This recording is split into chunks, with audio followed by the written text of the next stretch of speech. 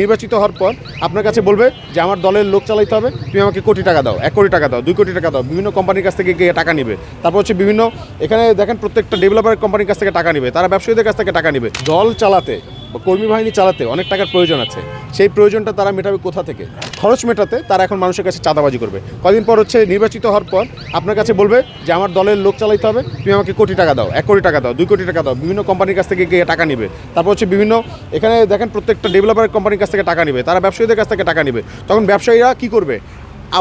একটা ব্যবসায়ী তার লাভের একটা বড় অংশ সে চাঁদা দিয়ে দিছে, তখন হচ্ছে সে তার লাভ তোলার জন্য আপনার জিনিসপত্রের দাম বাড়িয়ে দিবে না। মানে এই টোটালি কিন্তু একটা ইকোসিস্টেমের সাথে যুক্ত।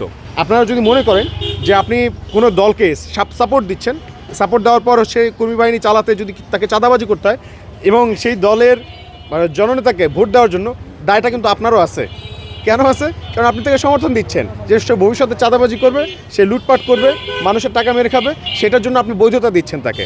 তো এই যে একটা প্রক্রিয়া, এই প্রক্রিয়াটা একটা বেইনসাফি প্রক্রিয়া। এই যে সাংস্কৃতিক যেই পরিবর্তনটা আমরা চাচ্ছি, এই প্রক্রিয়াটারই পরিবর্তন চাচ্ছি। আমরা চাচ্ছি এই দলাদলি রাজনীতি, এই চাঁদাবাজির রাজনীতি, লুটপাতের রাজনীতি বন্ধ হোক। দক্ষ মানুষরা সামনে এগিয়ে আসুক, মানুষের জনপ্রতিনিধি হোক। তাহলে হয়তো হবে কি, আজকে না হোক, 2 বছর পরে হোক, 3 বছর পরে হোক, 5 বছর পরে হোক, একটা জেনারেশন চেঞ্জ হয়ে যাক। একদিন না একদিন তো চেঞ্জ আসবে। তো এই চেঞ্জের শুরুটা আমরা হয়তো বা করলাম। সো ইনশাল্লাহ আল্লাহ আমাদেরকে সফল করবেন, আমরা বিশ্বাস করি। আল্লাহর উপর আমাদের যথেষ্ট ভরসা আছে। তার সাথে আপনাদেরকে এটুকু বলতে চাই, আপনি একটা জিনিস চিন্তা করেন, এদিকের অবস্থা মিসম্যানেজমেন্টের কথা আপনাদেরকে বললাম, যে উত্তরের এই এলাকাটা মিসম্যানেজমেন্টে পরিপূর্ণ। শুধু একটু ম্যানেজমেন্টটা ঠিক করলে বা এই মিসম্যানেজমেন্টের সিন্ডিকেটটা ভেঙে দিলে এলাকাবাসী শান্তিতে সুশৃঙ্খলভাবে জীবনযাপন করতে পারবে। আমরা যদি একটু রাস্তার ওই পার যে ট্রেন লাইন, সিনেম্যাটিক জায়গা থেকে যদি আপনি একটু দেখেন, যে ট্রেন লাইন, একটা রেল লাইন আমাদের পুরো আসনটাকে ভাগ করে দিল। রাস্তার এই পারে হচ্ছে উত্তরা, ওই পাশে উত্তর খান, দক্ষিণ খান, আশকোনা।